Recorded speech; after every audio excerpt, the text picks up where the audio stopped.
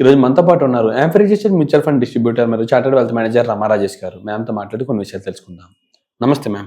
నమస్తే మ్యామ్. 2025 దగ్గరలో ఉన్నాం. ఇప్పుడు ప్రతి ఒక్కరు ఇన్వెస్టర్ ఆసక్తి ఎక్కడ ఉందంటే, ఇప్పుడు ఈ ప్రీవియస్ ఇయర్లో అంటే 2024లో ఇప్పటి వరకు ఏది బాగా పర్ఫామ్ చేసింది, ఏ ఫండ్ బాగా పర్ఫార్మెన్స్ బాగుంది, ఏది లీస్ట్ పర్ఫామ్ చేసింది అన్న ఆతృతలో ఉన్నారు తెలుసుకుందాం అని చెప్పేసి. అండ్ నేను విన్నది ఏంటంటే లార్జ్ క్యాప్ లో రిస్క్ తక్కువ అండ్ రిటర్న్స్ కూడా యావరేజ్ గా మనకి అనుగుణంగా ఇస్తాయని చాలా విన్నాను. అండ్ అంతేకాకుండా రిస్క్ తీసుకోవాలని వ్యక్తులకి లార్జ్ క్యాప్ ఫండ్ అనేది చాలా ఫ్లెక్సిబుల్ గా ఉంటుంది, ఇది తీసుకోండి అని చాలా మంది సజెస్ట్ చేస్తుంటారు. అసలు ఈ లార్జ్ క్యాప్ ఫండ్ ఎలా పర్ఫామ్ చేసింది అంటారు? ఈ లార్జ్ క్యాప్ లో తక్కువ పర్ఫామ్ చేసిన ఫండ్స్ ఏమున్నాయి, టాప్ పర్ఫామ్ చేసిన ఫండ్స్ ఏమున్నాయి అంటారు? డెఫినెట్లీ ఇన్ డీటెయిల్ గా తెలుసుకుందాము. అండ్ ముందు లార్జ్ క్యాప్ ఫండ్స్ అంటే ఏంటో అర్థం చేసుకుందాం. సో లార్జ్ క్యాప్ ఫండ్స్ అంటే ఏంటి అంటే మార్కెట్ లోని టాప్ 100 కంపెనీస్ లోని more than 20,000 crores capital market capitalization ఉన్న కంపెనీస్ ని లార్జ్ క్యాప్ ఫండ్స్ లోని సెబీ కేటగరైజ్ చేసింది. సో మార్కెట్ లో ఉన్న టాప్ 100 కంపెనీస్. సో ఈ టాప్ 100 కంపెనీస్ ఉన్నాయి అంటే టాప్ లో ఉన్నాయంటే అర్థం ఏంటి, మనకి ఫ్లక్చుయేషన్ ఎక్కువ ఉండదు, సో స్టెబిలిటీ ఎక్కువ ఉంటుంది. స్టెబిలిటీ ఎక్కువ ఉన్నప్పుడు కన్సిస్టెంట్ పర్ఫార్మర్ అనమాట. ఇప్పుడు నువ్వు టాప్ పర్ఫార్మర్, ప్రతిసారి నువ్వు ఆడుతున్నావు అంటే కంపల్సరీగా నెక్స్ట్ టైం కూడా నువ్వు ఆడుతావు అన్న ఒక గ్యారంటీ ఉంటుంది కదా. సో ఆ పాయింట్ లోని మిగతా వాటితో పోల్చుకుంటే అంటే మిడ్ క్యాప్ కానీ స్మాల్ క్యాప్ కానీ వేరే ఏవైనా పోల్చుకుంటే లార్జ్ క్యాప్ కొంచెం సేఫ్ బెట్ అంటారు అనమాట. ఎందుకంటే వాళ్ళు కన్సిస్టెంట్ పర్ఫార్మర్స్ వాళ్ళు. అంటే మేము లార్జ్ క్యాప్ లో అన్ని ఫండ్స్ ఒకలా పర్ఫామ్ చేస్తాయి అంటారు. అంటే ఇప్పుడు చూసుకుంటే కంటెస్టెంట్ గా పర్ఫామ్ చేస్తాయి అంటారు కదా, ప్రతి ఫండ్ ఈక్వల్ గా పర్ఫామ్ చేస్తాయి అంటారు ఇవి యావరేజ్ గా చూసుకున్నా సరే? ఎగ్జాక్ట్లీ. సో మనం లార్జ్ క్యాప్ ఫండ్స్ లో కూడా కొన్ని ఫండ్స్ అంటే సెక్టార్స్ ఉంటాయి కదా. ఇప్పుడు ఇండియన్ మార్కెట్ లోని కొన్ని సెక్టార్స్ బాగా పర్ఫామ్ చేయట్లేదు అనుకో, సో ఆ సెక్టార్స్ బట్టి ఆ సెక్టార్ లో ఉన్న లార్జ్ క్యాప్ ఫండ్స్ మనకి మంచి రిటర్న్స్ ఇవ్వకపోవచ్చు. సో మనం ఈసారి అంటే ఈ 2024 లోని ఏ లార్జ్ క్యాప్ ఫండ్స్ బాగా పర్ఫామ్ చేసాయి, ఏంటి లీస్ట్ పర్ఫామ్ చేసాయి. ఇన్ఫాక్ట్ ఈసారి చాలా ఇంట్రెస్టింగ్ గా ఉన్నది. అంటే ఆ గ్రాఫ్ కూడా మనకి హై పర్ఫార్మింగ్ వి అండ్ లో పర్ఫార్మింగ్ వి. బట్ అగైన్ చెప్తున్నాను, ఇందులో నేను ఫండ్స్ చూపిస్తున్నాను, ఇవేమి నేను రికమెండ్ చేయట్లేదు, ఇవేమి నేను ఎవరికి ఇన్వెస్ట్ చేసుకోండి అని చెప్పట్లేదు. ఇది ఓన్లీ అనాలిసిస్ కోసం మాత్రమే చెప్తున్నాను.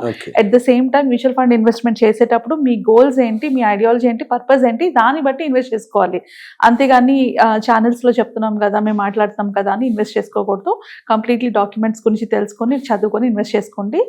So coming back to our topic ఏంటి అంటే ఈ ఇయర్ లార్జ్ క్యాప్ ఫండ్ ఎలా పర్ఫామ్ చేసింది.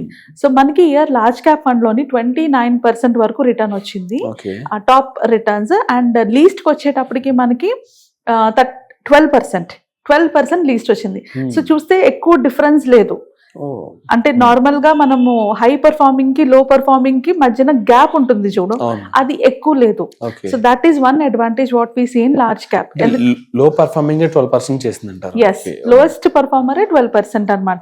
సో నేను ఎలా అయితే ఈ ఇయర్ అంటే Y2D అంటే ఇప్పటి వరకు ఉన్న సిఏజిఆర్ చెప్తాను, same way I explain about 5 years CAGR ఎలా ఉంది, 10 years సిఏజిఆర్ ఎలా ఉంది కూడా చెప్తాను.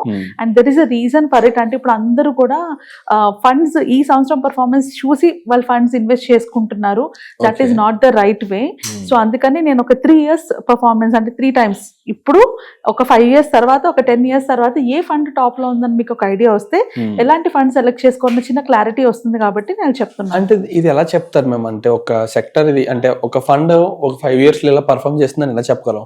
ఇప్పుడు చూసుకుంటే మాక్సిమం అందరం మోతీలాల్ ఓస్వాల్ మిడ్ క్యాప్ ఉంది, అది 61% వరకు ఇచ్చిందని చెప్పేసి చాలా మంది చూస్తున్నారు, విన్నారు. అండ్ నేను కూడా అనుకుంటున్నాను అందులో పెడితే బాగుంటుందేమో, అందులో ఇన్వెస్ట్ చేస్తే మంచి రిటర్న్స్ వస్తాయేమో. 1 yearలోనే ఎగ్జాక్ట్లీ ఎవరైనా చెప్తుంటే, ఎవరైనా మ్యూచువల్ ఫండ్ డిస్ట్రిబ్యూటర్ చెప్పేది చూసుకుంటే 12% వరకు రిటర్న్స్ ఎగ్జాక్ట్లీ చెప్తున్నారు. కానీ ఇక్కడ ఈ ఫండ్ పర్ఫార్మింగ్ చూసుకుంటే దానికి 5 రెట్లు ఎక్స్ట్రా పర్ఫార్మ్ చేసింది. ఎగ్జాక్ట్లీ అది బెస్ట్ అంటారు అసలు? అంటే ఏ విధంగా తెలుసుకోవాలంటారు ఫ్యూచర్ లో పర్ఫార్మింగ్ ఫండ్ అని? మనం మ్యూచువల్ ఫండ్స్ ఎప్పుడు కూడా లాంగ్ టర్మ్ మైండ్ లో పెట్టుకుని ఇన్వెస్ట్ చేస్తాం, షార్ట్ టర్మ్ గురించి ఇన్వెస్ట్ చేయము. సో ఈ 1 year లోని Motilal Oswal mid cap fund నిజంగానే 61% రిటర్న్ అయితే ఇచ్చింది. కానీ నేను 1 year లో దాన్ని తీసేలేను కదా. నా పర్పస్ ఏంటి, నేను ఇన్వెస్ట్ చేస్తుంది లాంగ్ టర్మ్ కోసం. మేబీ నెక్స్ట్ ఇయర్ దాని పర్ఫార్మెన్స్ లేకపోతే ఆర్ ఇన్ ద 5 years అది 3rd 4th పొజిషన్కి వెళ్ళిపోతే అప్పుడు రిమూవ్ చేస్తారా? మాటికి అలా ఫండ్స్ మార్చుకుంటుంటే మీ పోర్ట్ఫోలియో పరిస్థితి ఏంటి? సో ఫండ్ 1 year పర్ఫార్మెన్స్ చూసి ఎప్పుడు కూడా మనము ఆ ఫండ్ లో ఉంచడం తీసడం చేయకూడదు. ఫండ్ పర్ఫార్మ్ ఎలా చేస్తుందని డెఫినెట్ గా తెలుసుకోవాలి, లేకపోతే మనము మిగతా ఫండ్స్ బాగా పర్ఫార్మ్ చేసే ఛాన్సెస్ ఉంటాయి. కానీ ఫండ్ పర్ఫార్మెన్స్ ఓన్లీ రీజన్ కాకూడదు మన ఇన్వెస్ట్మెంట్ కి. దెర్ ఆర్ మెనీ మెట్రిక్స్, చాలా మెట్రిక్స్ ఉంటాయి మ్యూచువల్ ఫండ్ సెలెక్ట్ చేసుకునేటప్పుడు. నెక్స్ట్ వీడియోలో క్లియర్ గా నేను ఏ మెట్రిక్స్ ఏంటని డీటెయిల్ గా ఎక్స్ప్లెయిన్ చేస్తాను. బట్ పర్ఫార్మెన్స్ మీద మాత్రమే ఇన్వెస్ట్ చేయకూడదు ఎందుకు అన్న పాయింట్ ఇందులో డిస్కస్ చేసుకుందాం. ఎందుకంటే ఇప్పుడు ఫర్ ఎగ్జాంపుల్ మన top performing large cap funds కి వచ్చేటప్పటికి 1 year లోనే మనకి వైటోక్ క్యాపిటల్ లార్జ్ క్యాప్ ఫండ్ ఇది మనకి ఎంత 26.6% CAGR ఇచ్చింది. అండ్ సెకండ్ పొజిషన్ లో ఉన్నది ఏంటి, Invesco India large cap fund. ఇది మనకి ఎంత రిటర్న్ ఇచ్చింది, 24.85% రిటర్న్ ఇచ్చింది. And Baroda BNB పరిబాస్ large cap fund ఇది మనకి 23.87 CAGR ఇచ్చింది. ఇవి 1 year ఇప్పటి వరకు టాప్ పర్ఫార్మర్స్. అదే 5 years కి వచ్చేటప్పటికి మనం 5 years CAGR క్యాలిక్యులేట్ చేయగానే టాప్ లో ఉన్నది Nippon India large cap fund. So ఎక్కడ మనకి వైటోక్ గానీ లేకపోతే ఇన్వెస్కో గానీ బరోడా గానీ లేవు. ఇప్పుడు మనం నిప్పాన్ ఇండియా 5 years పర్ఫార్మ్ చేస్తుందని చెప్పి ఇప్పుడు అది ఇన్వెస్ట్ చేస్తామా, లేకపోతే ఇప్పుడు వైటోక్ బాగా పర్ఫార్మ్ చేస్తుందని దాంట్లో ఇన్వెస్ట్ చేస్తామా? కొంచెం కన్ఫ్యూజింగ్ గా ఉందండి. రైట్, మనం ఎన్ని ఇయర్స్ హోల్డ్ చేయాలనుకుంటున్నామో దాన్ని బట్టి చూసుకోవాలి, కానీ ఇప్పుడు ఎంత రిటర్న్స్ వస్తున్నాయి అన్న దాన్ని బట్టి ఎప్పుడు డిసైడ్ చేయకూడదు. మంత్ ఆన్ మంత్ కూడా కొన్నిసార్లు కొన్ని ఫండ్ బాగా పర్ఫార్మ్ చేస్తే కొన్ని ఫండ్స్ బాగా పర్ఫార్మ్ చేయవు. సో ఎవ్రీ మంత్ నేను ఒక వీడియో రిలీజ్ చేయగలను, ఈ top performers in 2024, top performers in September, October అనేసి. బట్ అలా మ్యూచువల్ ఫండ్ మీద మనం డిసైడ్ అవ్వలేము. అండ్ సేమ్ కాన్సెప్ట్ లోని థర్డ్ 10 years కి తీసుకున్నాను, 10 years CAGR తీసుకున్నప్పుడు టాప్ లో ఉన్నది 10 years కి కూడా Nippon India large cap funday ఉంది. అండ్ సెకండ్ వచ్చేటప్పటికి కెనడా రోబోకో బ్లూ చిప్ ఫండ్ ఉంది, బ్లూ చిప్ ఈక్విటీ ఫండ్ ఉంది. ఇది 15% రిటర్న్ ఇచ్చింది. నిప్పాన్ ఇండియా లార్జ్ క్యాప్ మనకి 16% CAGR ఇచ్చింది. And Invesco large cap fund మనకి 15% రిటర్న్ వచ్చింది.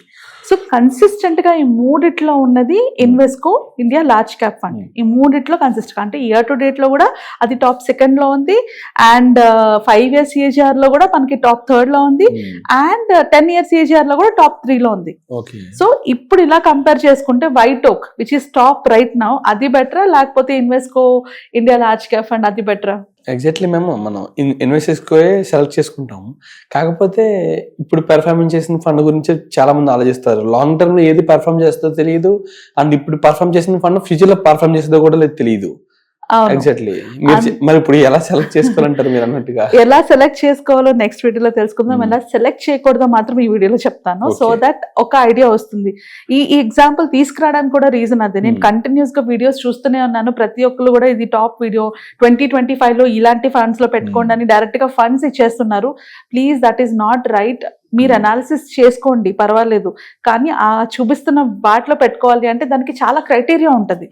ఓకే, ఇప్పుడు coming to the least performance, అసలు ఈ లార్జ్ క్యాప్ లో లీస్ట్ పర్ఫార్మ్ చేసిన ఫండ్స్ ఏమున్నాయంటే ఈ ఇయర్ లో మాట్లాడుకుంటే PGIM India large cap fund, ఇందులో మనకి 13% రిటర్న్ వచ్చింది. ఇది లీస్ట్. దీని మీద ఒక మెట్టు పైన ఉన్నది సుందరం లార్జ్ క్యాప్ ఫండ్. ఇది మనకి సుందరం లార్జ్ క్యాప్ ఫండ్, ఇది మనకి 14% CAGR ఇచ్చింది. అండ్ నెక్స్ట్ వచ్చేటప్పటికి HDFC టాప్ 100, ఇది మనకి 14% రిటర్న్ ఇచ్చింది. సో ఇవి ఈ మూడు లోయెస్ట్ పర్ఫార్మింగ్ లో ఉన్నాయి ఇయర్ టు డేట్. అదే 5 years CAGR కన్సిడర్ చేసినప్పుడు మనకి మళ్ళీ ఆ మూడు మారిపోయి 5 year లో వచ్చేటప్పటికి మనకి లోయెస్ట్ పర్ఫార్మర్ గా ఉన్నది యాక్సిస్ బ్యాంక్ బ్లూ చిప్, అది మనకి 14% రిటర్న్ వచ్చింది, 14% CAGR వచ్చింది. And PGIM India large cap fund, అది మనకి 15% CAGR ఉంది. And LIC mutual fund large cap, అది మనకి 15% CAGR లో ఉంది.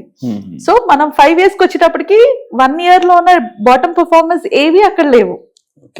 అంటే ఈ సంవత్సరం బాటమ్ పర్ఫార్మ్ చేస్తున్నవి ఏవి నెక్స్ట్ 5 years లో బాటమ్ లో లేవు, అవి ఇంకా ఇంప్రూవైజ్ అయ్యే ఉన్నాయి. అర్థమవుతుందని నేను చెప్తున్నాను. సో ఈ సంవత్సరం అది బాగా పర్ఫార్మ్ చేయలేదు కదా అని నెక్స్ట్ ఇయర్ అది బాగా పర్ఫార్మ్ చేయలేదని మనం అనుకోలేము. సమ్ టైమ్స్ కొన్ని సెక్టర్స్ బాగా పనిచేయవు, సమ్ టైమ్స్ కొన్ని మార్కెట్ ఇన్ఫ్లుయెన్సెస్ దాని మీద ఉంటాయి, sometimes political conditions impact అయి ఉంటాయి. సో ఈ షార్ట్ టర్మ్ వాలటిలిటీని పట్టుకొని we cannot decide the funds, or short term boom ని పట్టుకొని మన ఫండ్స్ ని డిసైడ్ చేసుకోకూడదు. అండ్ లాస్ట్ కి 10 years CAGR లోని బాటమ్ పర్ఫార్మర్ లో ఉన్నది టారస్ లార్జ్ క్యాప్ ఫండ్, అది మనకి 11% CAGR ఇచ్చింది. And LIC mutual fund large cap fund, అది మనకి 12% CAGR ఇచ్చింది. And DSP top 100 equity fund, అది కూడా మనకి 12% CAGR ఇచ్చింది. ఇక్కడ అబ్జర్వ్ చేస్తే మనకి 10 years లో కూడా మనకి మినిమం 12% వచ్చింది. ఈక్విటీలోని మనకి మినిమం 12% రిటర్న్స్ అయితే ఖచ్చితంగా వస్తాయని అందుకే చెప్తూ ఉంటారు అనమాట. 12% is what we can expect అని. ఈ 61%, 40%, దీస్ ఆర్ ఆల్ హయ్యర్. ప్రతిసారి ఇలా రాదు. వస్తే మన అదృష్టమే, వస్తే లక్కీనే. బట్ ప్రతిసారి ఇలా రాదు. వాటిని చూసుకొని ఖచ్చితంగా డిసైడ్ చేయకూడదు. ఓకే. అండ్ మోస్ట్ ఇంపార్టెంట్లీ మనం ఎప్పుడైనా మ్యూచువల్ ఫండ్ లో ఇన్వెస్ట్ చేసేటప్పుడు ఏం పర్పస్ కోసం ఇన్వెస్ట్ చేస్తాం, ఎన్ని ఇయర్స్ దానికోసం వెయిట్ చేస్తాము, దీన్ని బట్టి ఫండ్స్ ని సెలెక్ట్ చేసుకోవాలి. అంటే నేను లాంగ్ టర్మ్ కోసం ఉంటున్నప్పుడు లాంగ్ టర్మ్ లో ఉన్న ఫండ్ ఏంటి, అది ఎలా పర్ఫామ్ చేస్తుందని ఆ అనాలిసిస్ చేసుకోవాలి, కానీ షార్ట్ టర్మ్ పర్ఫార్మెన్స్ ని కన్సిడర్ చేయకూడదు. అండ్ సెకండ్ థింగ్, ఇప్పుడు చెప్పినట్టు this year top performer is not next years top performer. So ఈ ఇయర్ టాప్ పర్ఫార్మింగ్ చేస్తుంది కదా, నెక్స్ట్ ఇయర్ కూడా ఇది టాప్ లో ఉంటుందని అనుకోవడం రైట్ కాదు. ఓకే. అండ్ థర్డ్ ఏంటి అంటే లంసమ్ కి వేరే క్యాలిక్యులేషన్ ఉంటుంది, ఎస్ఐపికి వేరే క్యాలిక్యులేషన్ ఉంటుంది. ఇప్పుడు మేము అందరం సిఏజిఆర్ అని చెప్తున్నాం, ఇవన్నీ లంసమ్ క్యాలిక్యులేషన్స్ కి.